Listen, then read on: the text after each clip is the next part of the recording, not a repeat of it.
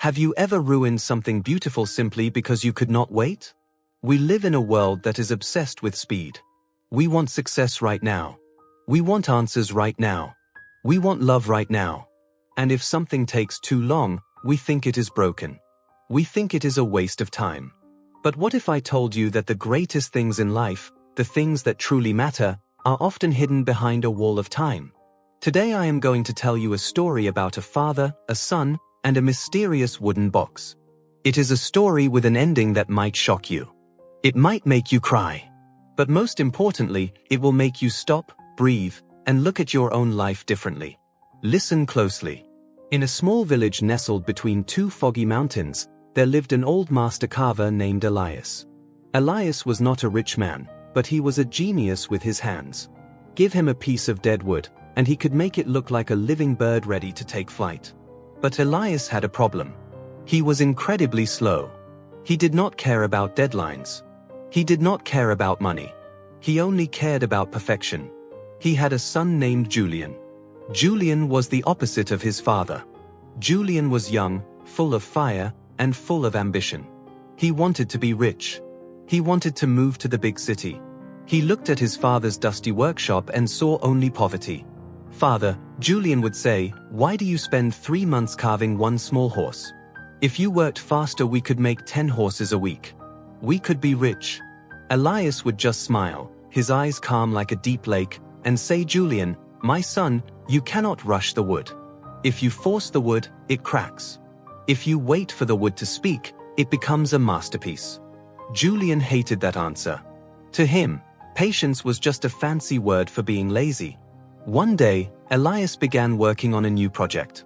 It was a massive log of dark, ugly oak. It was knotted, twisted, and looked impossible to carve. Elias placed it in the center of the workshop. He did not touch it for days. He just looked at it. Then, very slowly, he began to chip away at it. Months passed. The log still looked like an ugly lump. Julian was losing his mind.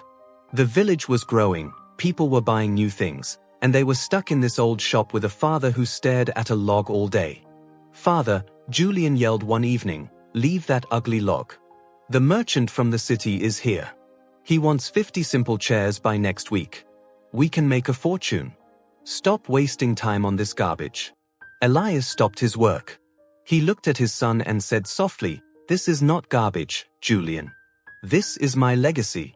This is for you. But it needs time. It needs patience." Julian laughed, a bitter and angry laugh. "For me," he asked. "You are leaving me a lump of wood? I do not want your legacy. I want a life."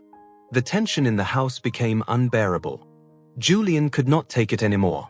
He felt like his father's patience was a cage that was trapping him. One rainy night, Julian made a decision. He packed his bags.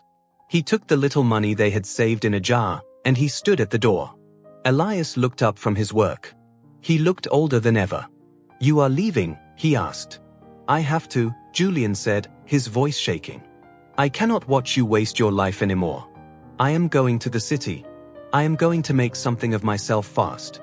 Elias nodded slowly. He did not scream. He did not fight. He just walked over to the ugly log he had been working on. He placed his hand on the rough, dark wood.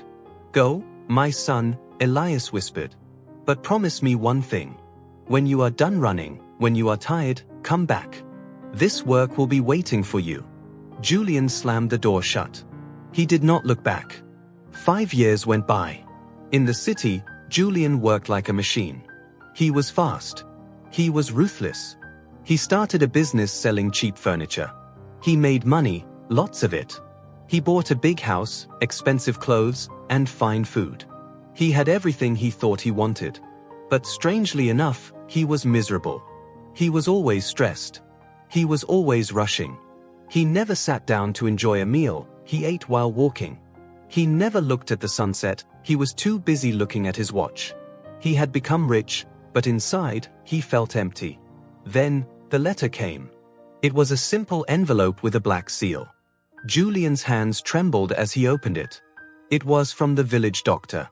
It said simply, "Julian, your father passed away peacefully in his sleep last night. Come home." The journey back to the village felt longer than 5 years. Julian drove his expensive car up the muddy road. He walked into the workshop. It was exactly as he had left it. The smell of cedar and sawdust hit him, bringing tears to his eyes. The tools were neatly arranged. And there, in the center of the room, covered by a thick, dusty canvas, was the project. The legacy. Julian felt a mix of anger and sadness. All this time, he thought. He wasted all this time on this thing. He walked over and ripped the canvas off. What he saw shocked him. It was still a lump. It looked like a giant, sealed wooden chest made of that same dark, ugly oak. It was not a statue. It was not a chair. It was just a rough, polished box with no handle, no keyhole, and no lid. Julian was furious.